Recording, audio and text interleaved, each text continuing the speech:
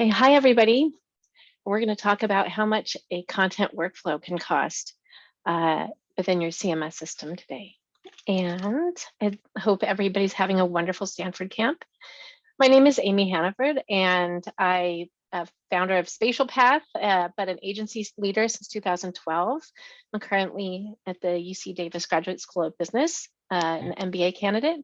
And I have a lot of management letters, including the Stanford Certified Project Manager thing. I love Stanford. I've done a lot of continuing education with Stanford and spoken here multiple times. And so I've been working with technology and process improvement for many years. And so let's apply some of that best practice here. I'll just pause here for a second. This presentation is available. It's going to be text heavy. So this bit.ly link and the QR code will take you to the presentation to see it. If you don't already, if you can't access it, I'll make sure that the link has the right permissions. I tested it earlier though, so. Okay, I'm just gonna jump right in. All right, so today we're gonna look for thinking about workflow and how to enumerate costs associated with workflows.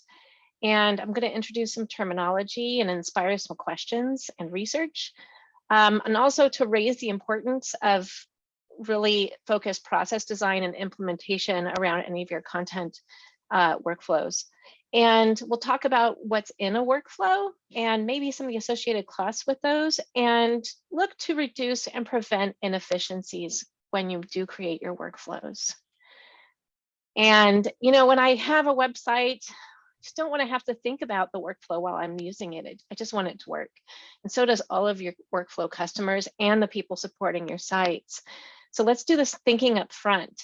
And if expectations of the technology, processes, and business needs are not clear, a website may not function the way everybody wants it to or expect. And so people aren't happy, spending increases, time to market is slowed. The site may be very hard to support or use, and there may be lots of complexity and development overhead that doesn't need to be here. And sometimes a site's like, why isn't it just not working like I expected? And then you get angry. Everybody gets angry, or they might feel some passions there. So with this session, let's set some expectations. Workflow design and cost assessments are complex topics, and every workflow is different, although each share many similar characteristics. So the design requires planning and process definition. We'll talk a little bit about that. And I put a reference slide at the end of the presentation for terms and terms and concepts that I cover. And I'm not a lawyer, so if there's anything, I do talk about lawyers in here, but nothing here is legal advice. So here we go. Today, we're going to talk a little bit about what a workflow is, then look into the costs, talk about complexity, and then field some questions.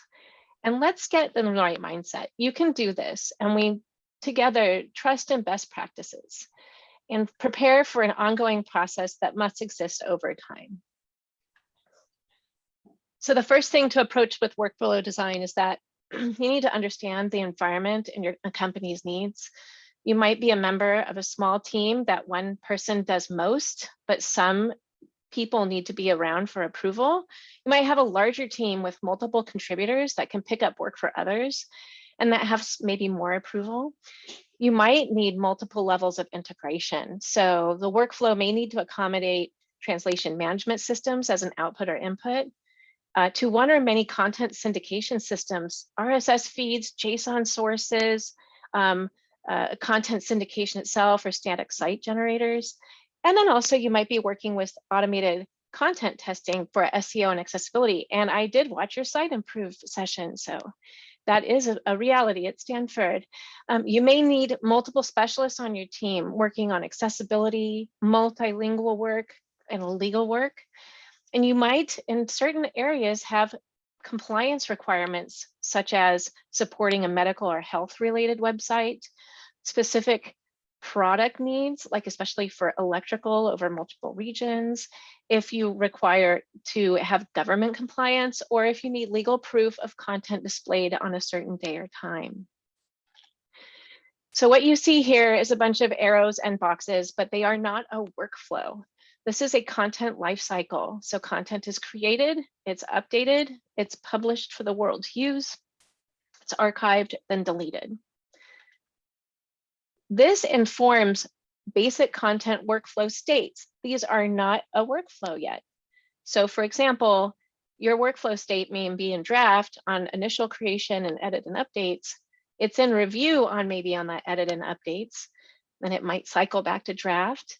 And then finally it's published and archived. And then when you finally need to delete the content on the site, the big scary delete button happens. And let's think of workflow as more than just a module or plugin, and think outside of the CMS. So a workflow process is a series of activities and tasks that need to be completed sequentially or sometimes in parallel to achieve a business outcome that really highlights the interaction between groups and roles. And simply, a process consumes input, transforms something, and creates an output. And it's often represented as a workflow diagram with associated text narratives. So diagrams do not normally include step-by-step like standard operating procedures and directions. So let's just squint your eyes here and see that this is a sample workflow diagram with swim lanes. There are different shapes that represent starts and finishes. There's lots of arrows and boxes. And then there's a lot of different things that represent decisions. This is not for the workflow process, it's just an example of a diagram. So the items that are required for a workflow process is a clear name that conveys scope of what the process is doing. This is very important. And a clear purpose and goals of what the process should be doing. We want to identify interactions with other processes, but it shouldn't be autonomous. So it has a start and an end of the process, has inputs to the process to start and perform it, maybe inputs along the way to advance the information or the transformation going through it, and then outputs, like what is the final thing, what is the final change that is assumed from here. So roles, who's involved, resources, what systems are involved, metrics, how long is it going to take, how many resources are going to be used, counts of processes possibly, and clear defined task handoffs. So if you can picture a relay team and the first person comes out and they have that baton in their hand, they're running, that task handoff of passing the baton from the first runner to the second runner, that is a task handoff, and that's well practiced, well defined. And in workflows, that may be an email, a Slack notification, updates on a dashboard, a change in workflow state. Lots of things may happen. And then very cleared, ordered steps. So tasks, decisions, any automation that's taking place. And this is where that nice function, that diagram comes into play, and associated narratives. So for a we're going to just use a very basic web example in this, because processes can get large, and this one fits nicely on the slide. So first of all, our basic web content publication workflow is going to create and update web pages within the CMS and the web content pages. We interact with the media. We get inputs from the media web content publication process and the content copy creation processes that are offline. So the images, videos, documents, they're going to be uploaded through a media process. They're going to be there for the content editor to be able to update their copy. The start is a request for the new page or existing page updates. The end, the page is published. Our inputs are everything that's required to make that copy, that web page assumed on the site. And the outputs is the final approved web page, and all associated content is in the CMS. And the roles you're naming inside your organizations may be different, but Often you'll see an editor or content manager be the person that updates the content itself. You might have an approver or manager actually look at the content, make sure it's okay, and press the publish button. The resources that you'll be using is the CMS, whatever workflow system that you've had set up, dashboards, and any transition tools that are used along the way. And then metrics, we're going to create, we're going to assume that at some point you have hopefully gotten data to about how long is it going to take to perform tasks, phases, and total processes. And then we'll talk a little bit about handoff, so we can leverage the CMS workflow tools, content workflow states, and dashboards. So let's take a look at what the steps look like. So right here is a very simple, I can fit this on a PowerPoint presentation workflow diagram. And this is a very basic web content page approval process. So what you see here is a process phase. So right now, like it's highlighting, hey, we're in draft. You can see some associated metrics with those processes. This here at the bottom is called a swim lane, and that is where all of the tasks and activities a certain role or a system, this is the CMS system, is existing in, that's where all of their activities lie. And you can see the role name here is on the side. And then we have an input. So we have just talked a little bit about, hey, this person offline has created all of the page assets and they're ready to either create a new web page or update a web page. And you can see here, they update the page to spec in the CMS, and the task, they change their workflow state. So when you see boxes, this is a task. And the task handoff is once the workflow state is changed, the task to actually review and approve shows up in the manager's dashboard. It could also be possibly a Slack notification. I want to say at this point, please don't make emails on every step because people will stop reading them. It just gets really, really chatty. But a lot of people ask for emails everywhere, so just make sure that you don't overuse emails. And then this, the diamond is a decision, and you can see clear decision pathways. Did it, they reviewed the web page by using the review standard operating procedures. Is that review okay? No, it goes back to draft. And at that point, I am missing a transition, a handoff. That's when the editor will see it's back in their dashboard to update that work. Then or if it's okay, they change the workflow state, and all of a sudden you have this wonderful page served on the site. So this is a very simple workflow, but it shows a lot of what's going on, and it feeds how do we actually assess how much it's going to cost.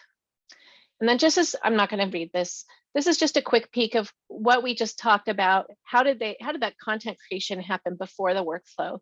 But here is just making sure that the designers got all the graphics taken care of. They're already in the CMS.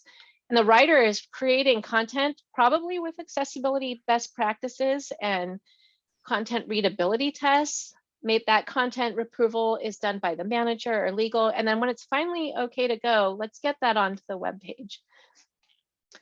So there's a lot of possible workflows that can happen. Before the CMS, this is all the content creation and approval. Do all of that work in the systems that it's meant to be in. So if you're doing a large PDF document creation system, or if you have a digital asset management system, or you're storing all of your digital media, make sure that all that stuff takes place outside the CMS, but there's a clear handoff of when those assets do get added to the CMS. Inside the CMS, this is where you have a web media content workflow and a web document content publishing workflow. It depends how much different needs that you have between document and other media, but often those can be split. Also, it's very interesting to have a shared content publishing workflow. Web page content that's just a single page often will have a different workflow than things that are shared over multiple pages, because if you change a block or you change a large system, like a menu, then that's going to impact the whole site. So the often the scope of your testing and the scope and the impact of your change really defines, does this workflow stand on its own or does it just piggyback on a different workflow? And then also if you need content translation of any sorts, that will use all activities in the CMS. Often you'll also have workflows integrated with the CMS if you're handing off to a web accessibility system or translation via translation management system, maybe with DevOps workflows if you have custom code and content. And then also content staging if you are packaging multiple content assets as a bundle in a pre-production website and then deploying all of those together. That's a whole different type of workflow that needs to figure out like, okay, where does that fit with just a standard web page content workflow? And then also if you need any special archival needs, you should have an archival workflow for that. So some workflow and process basics, keep it really simple, only include essential items. And because trying to debug workflows gets fun and trying to train workflows gets fun. Use unique, clear, and plain language naming. And once again, identify the roles and keep them consistent across workflow and across your systems. Don't call it an editor in one CMS and then in your digital asset management, if it's the same type of thing, if you're calling it something different, just be careful that that there's understanding about which roles are doing what. So don't overlap workflows. So if you have a content archival workflow and a content web publication workflow, you have to be really careful who has the ability to use maybe the archival while the web content one is going, because you don't want to have two workflows competing against the same asset. It's going to try to change states at different points, and it can cause weirdness.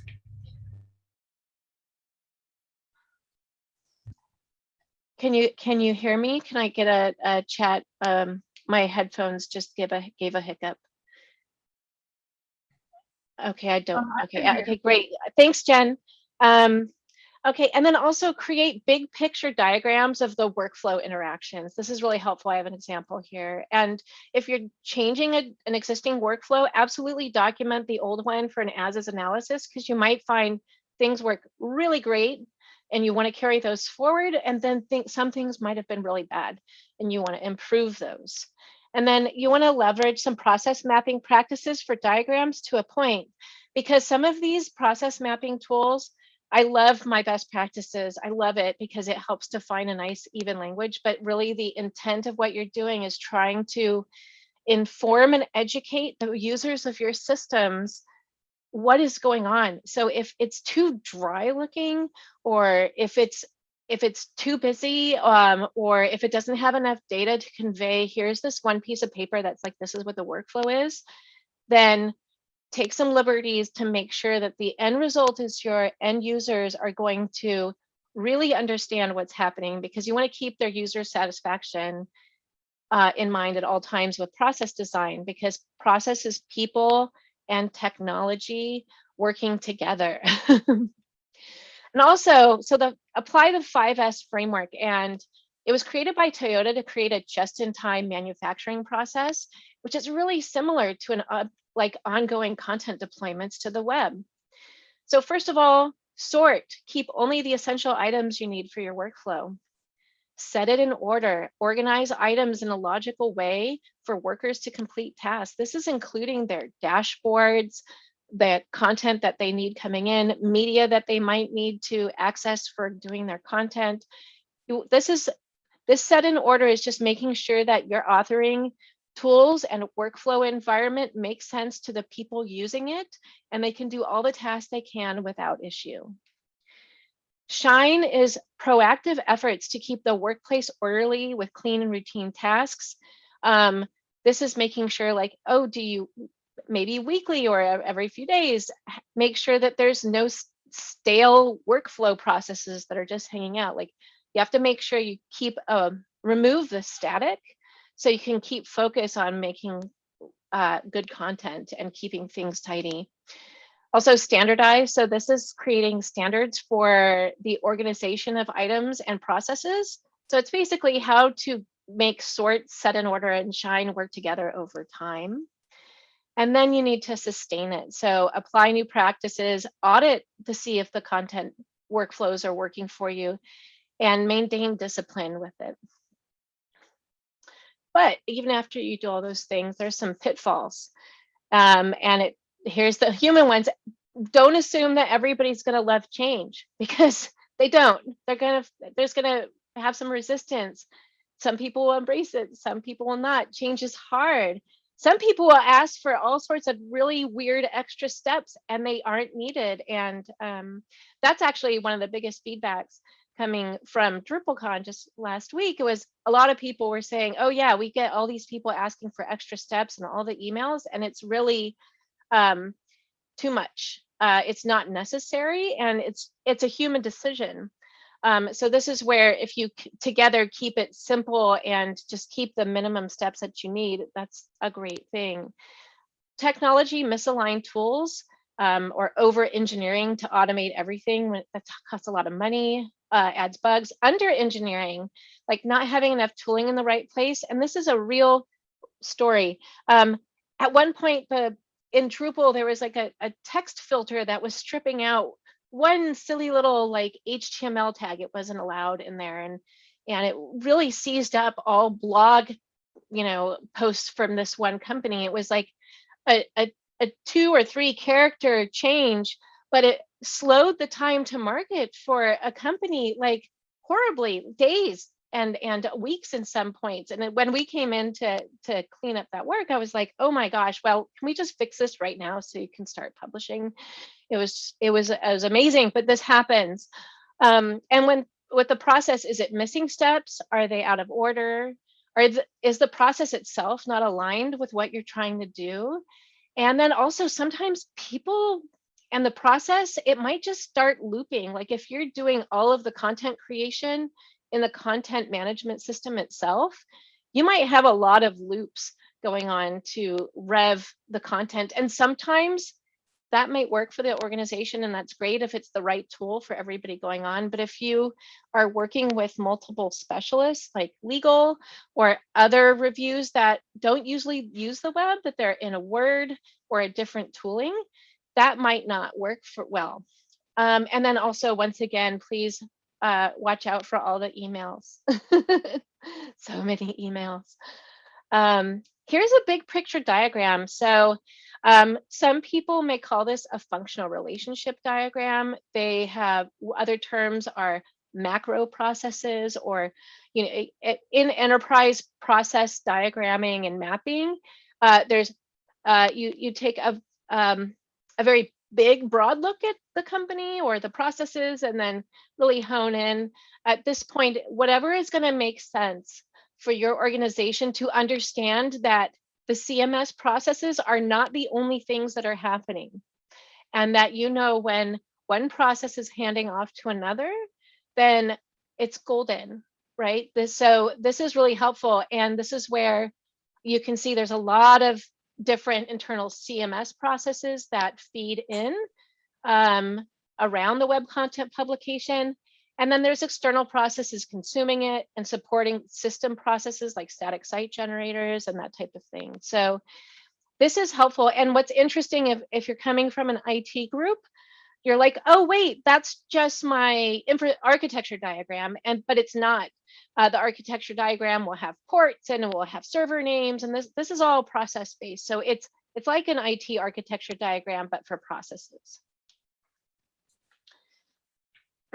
Okay, so let's get into costs. And this is the sad truth that costs occur 100% of the time, but benefits do not. Even if you really think that this workflow is going to be the end all and it's going to be great, we have to just take an awareness of the costs. So the concept of return on investment is how much value the organization gains, if any, from the investment made in the work. So very simple equation, the amount gained minus amount spent over the amount spent is your ROI. And it's really simple algebra, but it's hard to enumerate workflow gains, A, if you don't have a workflow that already exists, or B, if you're not tracking data around it or metrics. And so it's really hard to enumerate costs, but let's try this out. And we're first going to understand what kind of costs there are.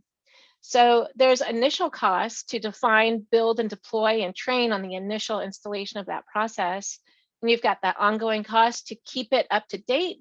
And a lot of labor cost is the fully burdened cost of a human's time. So we can apply that to a process.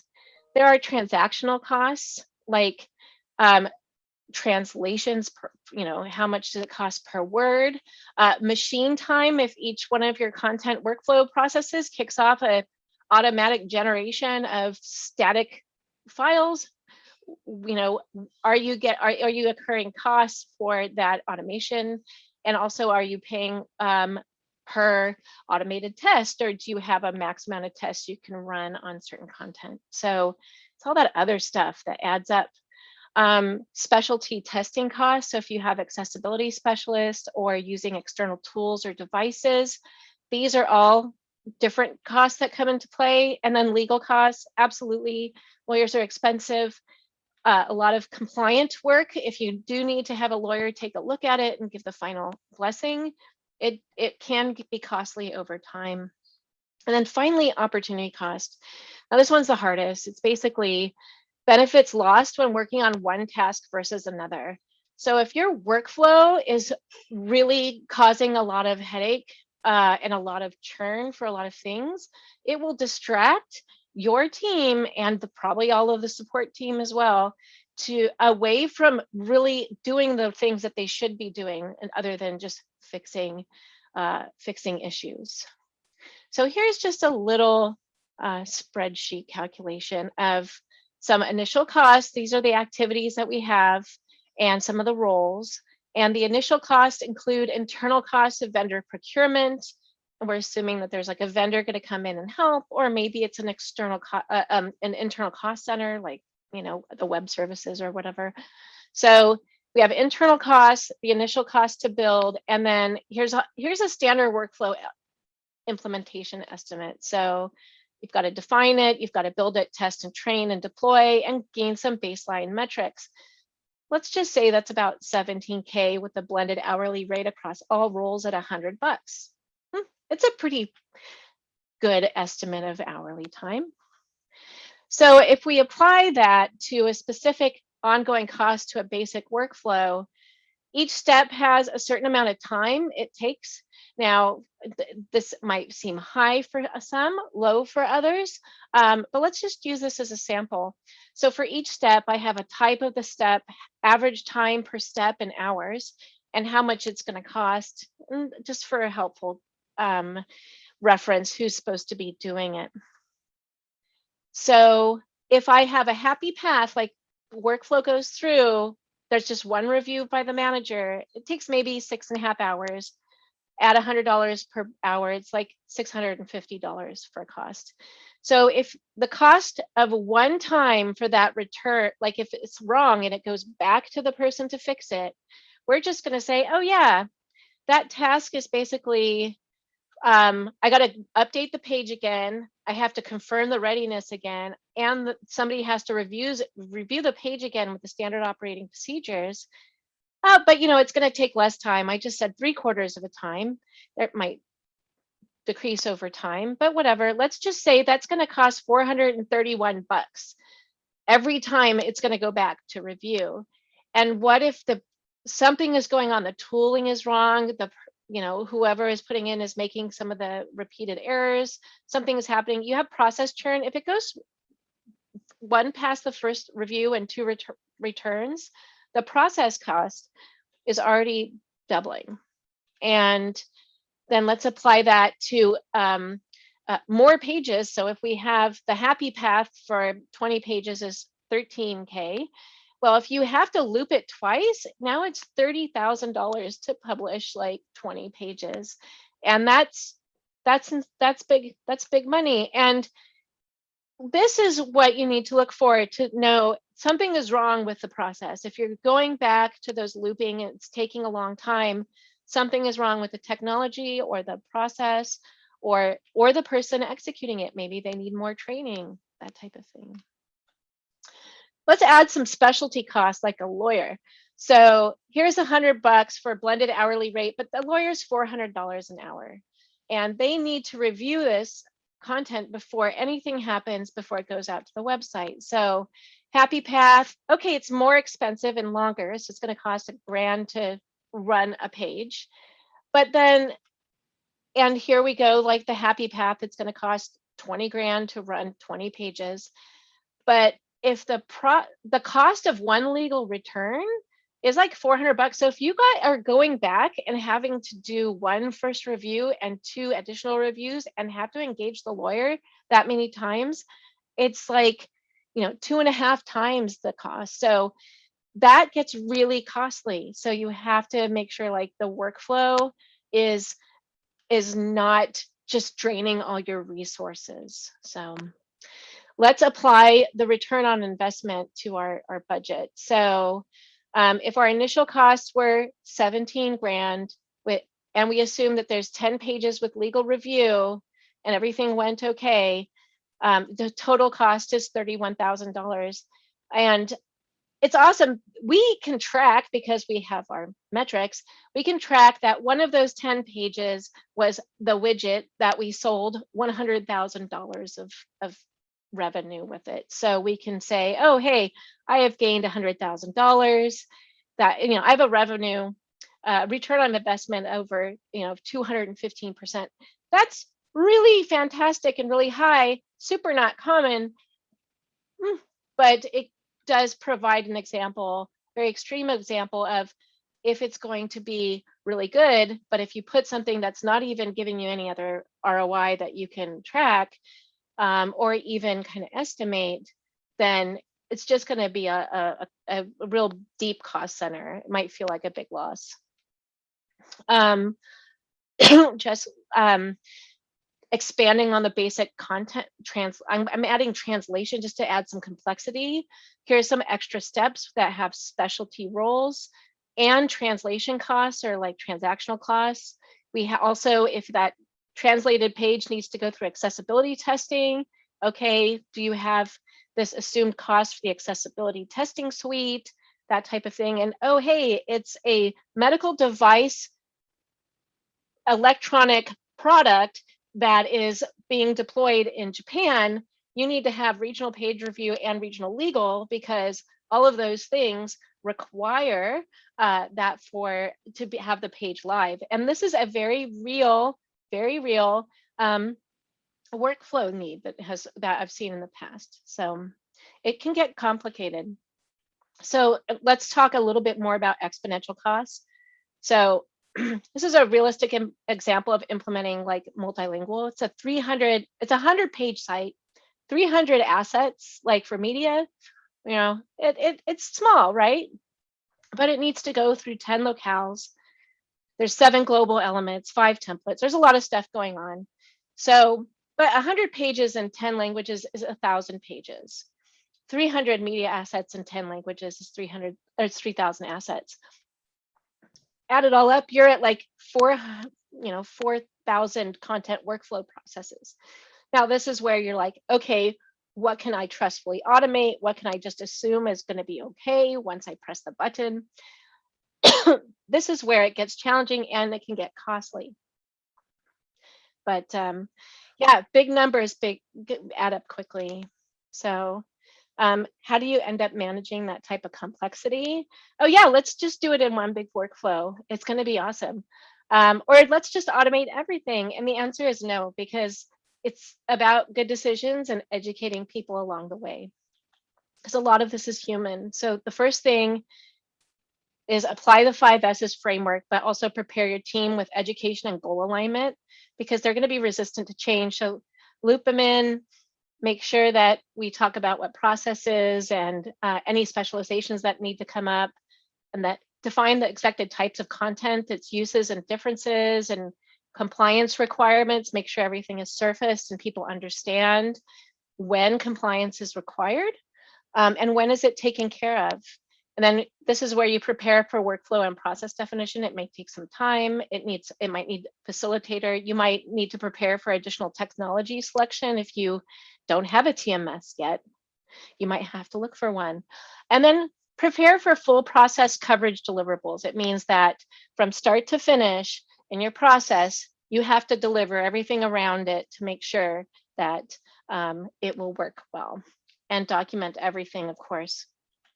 And then as you start your process discussions, who's involved, what's involved, what steps are involved, and actually it was really interesting is what is success and how is it measured?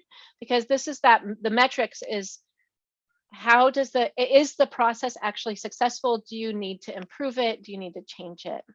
And also, do you require system and process integrations? So, and as the content creation process itself is how and when does the content change? This really comes to play of like when you have pages that are highly configurable, and how much are they going to change? And also if you're going to integrate with anything that is depending on your design. It also comes down to who updates content, who reviews content, that type of thing. So also, are people a combination of roles? And if you have an external system like a translation management system or something, do you cross-train those others in like compliance best practices? Like the real hard one is like, hey, I need to translate this page into another language, but it also has to comply to accessibility content requirements, readability level, that type of thing. And are there tools to do that? Do you need to train the translators to do it? All sorts of different things that are going on there.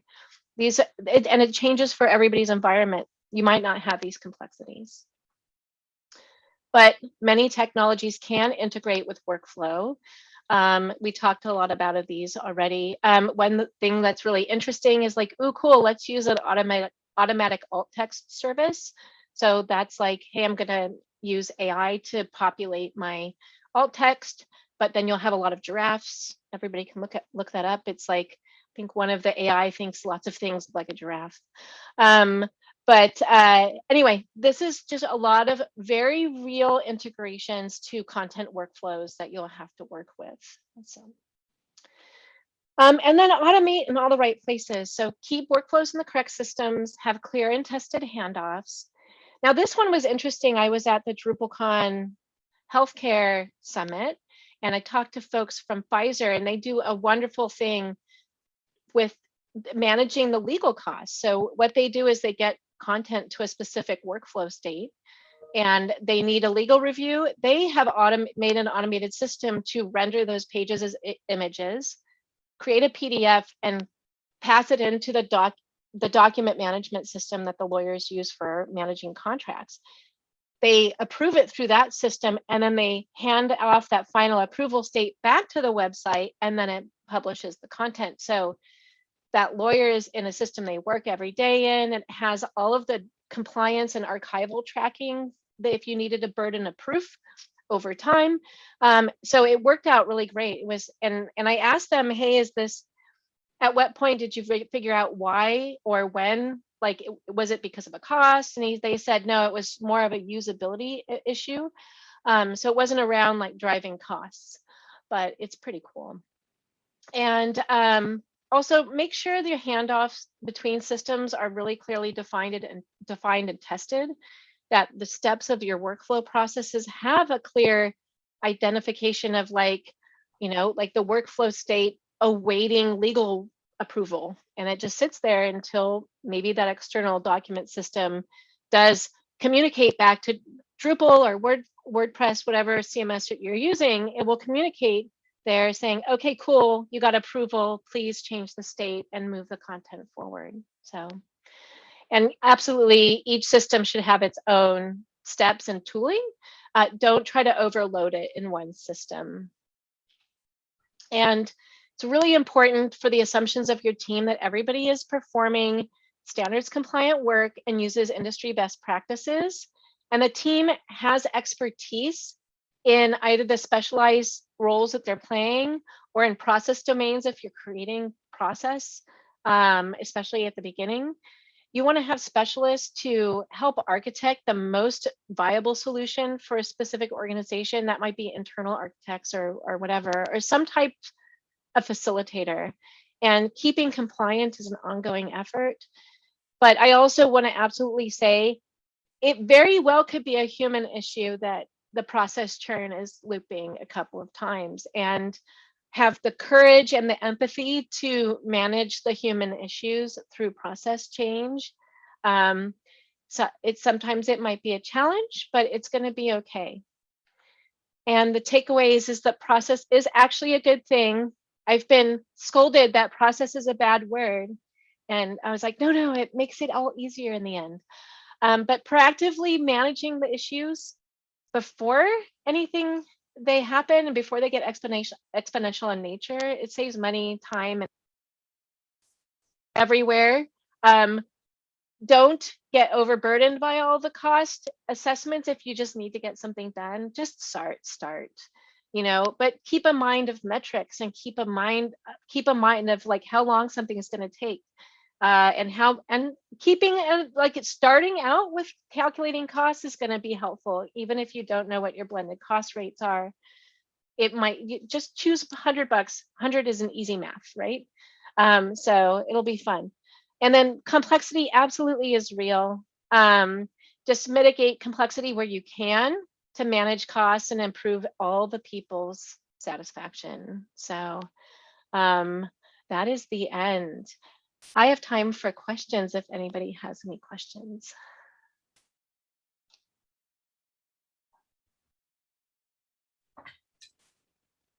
Well, thank you, Amy. That was really great. You're welcome. And informative. And Here, we'll leave it on Joy. Yeah, thank you very much. That was interesting. A lot of new information for me. Yeah, and hopefully that you with the I can go back to the QR code actually. So if anybody needs access to the document, you can please take a look at it. It is text heavy, but it's a lot of stuff going on, and I always, when I do the text heavy presentations, I do like to make sure that you can have it for fun reading literature later, because there's a lot of juicy things going on. if you could add your resources to the webcam session. This was recorded, so this will be available in about a week or so. Yeah, I think I don't have access to update that node for some reason. So if I could have somebody help, yeah. Yeah, just send us an email to webcam.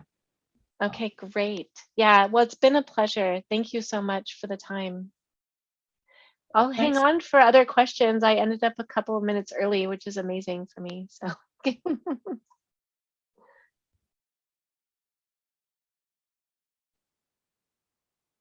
Okay, it's so quiet. I think there's so much information to process. Oh, yeah, it is juicy. Yeah. Hopefully it wasn't too dry or boring. I'm very passionate about process, but not everybody is. So. No, I thought it was really great. I think the costs is a little scary when if you're not making $100,000, when you're looking at your equation, if you're making 10,000, you're kind of minus 20. Well, and that's actually thank you for asking that, because a lot of costs, it depends where financial teams assume costs. Are they fixed costs that are just cost of doing business? Are they things that are variable costs that will change over time? That's like labor, that type of thing. So folks like Stanford is a huge organization that has probably a wonderful enterprise enterprise contracts with most things. So they don't have a lot of nitty, transaction level cost models that are going on. But if you're going to get in a smaller organization where you're like really like watching, okay, wow, my AWS like build system is like really expensive because every time I press a button, it's rebuilding a whole, environment or a whole site or something like that. They sneak up. They do sneak up. But that's why I'm like, just start. It's okay. Like everybody needs workflow, but like it can get costly. Yeah, and it's sometimes more costly if you don't have it, right? Well, it's absolutely totally more costly if you don't have it because all of that time you're paying, like the workflow does help it out, but it used to be the days of like FTPing a file up, and that's so error prone, or like in even earlier versions of Drupal, you're cut and pasting from one system to another, even like for configurations and all sorts of things. So it's absolutely way more beneficial to have workflow and processes and things automated, because then people can focus on the content and they can focus on making really good content and removing those types of errors instead of like battling against a system. And it's more measurable because sometimes, people don't measure, they don't have a workflow. You don't measure, and then you think you're not spending anything.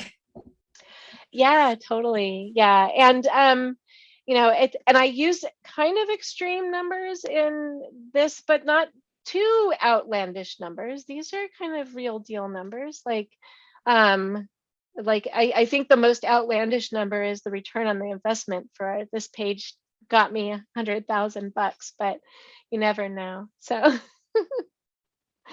but I really appreciate everybody coming, and let me know if you have any questions or further. My email's up there and the presentation's up there. So thank you so much. Thank you so much, Amy, and thanks for everyone for attending. And don't forget to join our social hour today at 3 p.m. Everybody is welcome, and hope you're enjoying Drupal Camp. There's also more tomorrow, more fun tomorrow. I think there's one more session at 2 p.m. today. Jen, I think you're doing the backdrop, and there's also another one. Are you in the same room, Jen, for the backdrop? Oh, I don't know. No, this Zoom will end. There'll be another Zoom. Yeah. So Oh, okay. otherwise, we have, because they're all recorded individually. And otherwise, we have a chance of them like Overlapping. Yeah. the other one just stops. I just want to say that I've made a little backdrop site for a little garden club around here, and you guys did a really phenomenal job. Thanks. Like, yeah, it's like all this stuff that I'm like, oh my gosh, that's so easy. Oh my gosh, that's so easy. That's the point.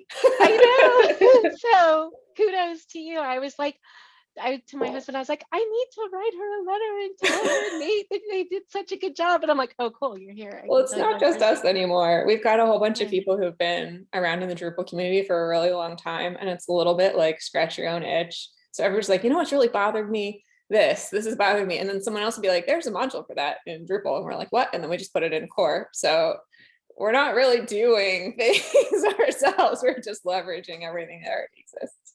Oh, but it's great though, because you've made it so seemingly seamless. Like Yeah. You took all of the headache out of it. So that's Drupal without a headache. That's a perfect new tagline for Backdrop. I love it. I have been known to come up with cheesy taglines, but Drupal without a headache. That's right. I love it.